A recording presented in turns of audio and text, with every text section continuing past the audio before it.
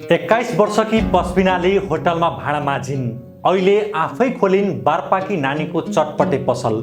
कसैका लागि चटपटे केवल एउटा खाजा हुन सक्छ, तर चितवनको भरतपुर स्थित क्यान्सर अस्पताल नजिकै लक्ष्मी मावि अगाडिको एउटा सानो ठेलामा पाइने बारपाकी नानीको चटपटे भने केवल चटपटे होइन, त्यो सङ्घर्षको स्वाद पनि हो। त्यो एउटी छोरीको पसिनाले पकाएको आत्मविश्वास हो।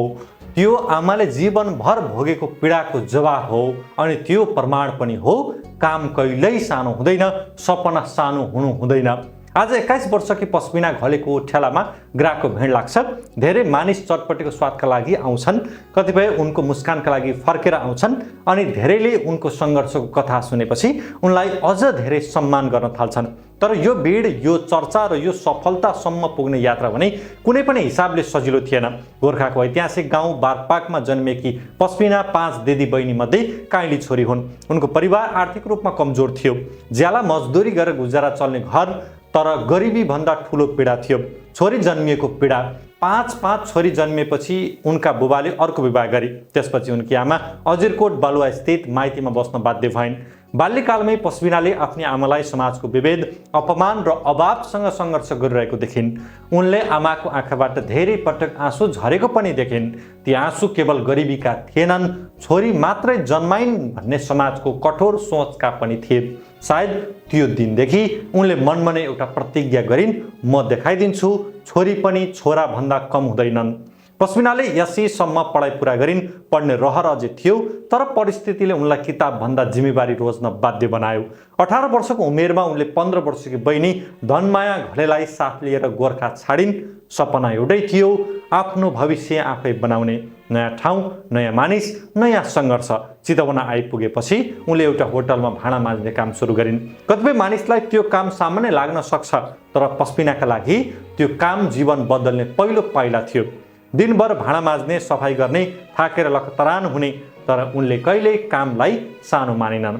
उनलाई एउटा कुरा थाहा थियो, कामले होइन, काम गर्ने नियतले मानिसको उचाइ निर्धारण गर्छ। होटलमा काम गर्दै जाँदा सञ्चालकले एउटा कुरा महसुस गरे, यो केटी केवल मेहनती मात्र होइन, खाना पनि असाध्यै मिठो बनाउँछे। त्यसपछि उनलाई भाँडा माझ्ने जिम्मेवारीबाट किचनमा बढुवा गरियो। उनी कुक बनिन्। उनले बनाएका परिकारले ग्राहकको मन जित्न थाले।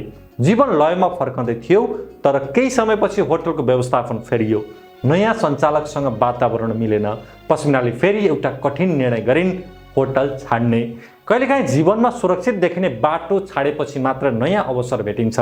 उनको जीवनमा पनि त्यही भयो। होटल छाडेपछि उनी भरतपुरको क्यान्सर अस्पताल नजिकै लक्ष्मी मावि अगाडिको कोठामा बस्न थालिन्।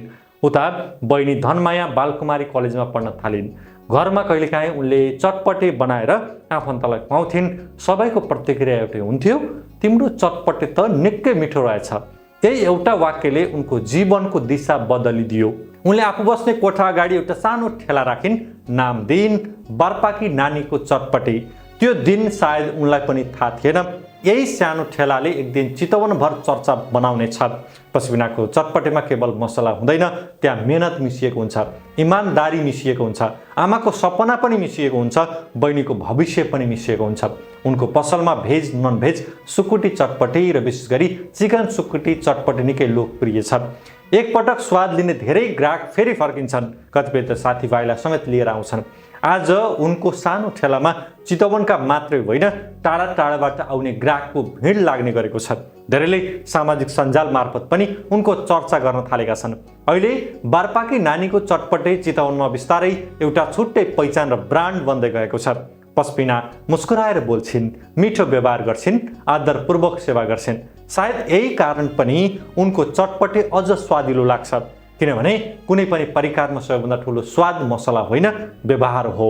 पस्मिनाको आफ्नै पढाइ यसै पछि रोकियो। यो कुरा सम्झिँदा उनलाई अझै पनि थोरै दुःख लाग्छ, तर त्यो दुःखभन्दा ठुलो खुसी अर्को छ, उनले आफ्नो बहिनीलाई पढाइरहेकी छन्। आफूले पुरा गर्न नसकेको सपना बहिनी मार्फत पुरा भएको हेर्न चाहन्छन्। उनको चाहना स्पष्ट छ, बारपाकी नानीको चटपटेलाई अझ ठुलो ब्रान्ड बनाउने, व्यवसाय विस्तार गर्ने, बहिनीलाई उच्च शिक्षा दिलाउने, र सबैभन्दा ठुलो सपना आमालाई अब जीवनभर दुःख भोग्न नपरोस्। पस्मिना भन्छन्, बुबासँग अहिले पनि संवाद हुन्छ। उनको मनमा व्यक्तिगत रिस छैन, तर बाल्यकालका ती घटना सम्झिँदा मन अवश्य दुख्छ। उनी बुझ्छिन् सायद समाजकै सोच, छोरीप्रतिको विभेद र परम्परागत मानसिकताले पनि त्यो परिस्थिति बनाएको थियो। तर उनले बदला लिइनन्। उनले सफल भएर जवाफ दिइन्, कुनै काम सानो हुँदैन, गलत बाटो रोज्नुभन्दा सानो व्यवसाय गरेर इमानदारीपूर्वक बाँच्नु 1000 गुणा ठुलो कुरा हो। उनले आफूलाई सधैँ आमाको संस्कार, आफ्नो इमान र बहिनीप्रतिको जिम्मेवारीले बाँधेर राखेकी छन्। सायद यही सोचले उनलाई अरूभन्दा फरक बनाएको छ। आज बारपाकी नानीको चटपटेमा ग्राहकहरूको भिड लाग्छ। पस्मिनाको यात्रा अझै सकिएको छैन। यो त केवल सुरुवात हो, किनभने उनी केवल चटपटे बेचिरहेकी छैनन्, उनी संस्कार पनि बाँडिरहेकी छन्। छोरीले अवसर पाए भने परिवार मात्र होइन, समाजको सोच पनि बदल्न सक्छिन्।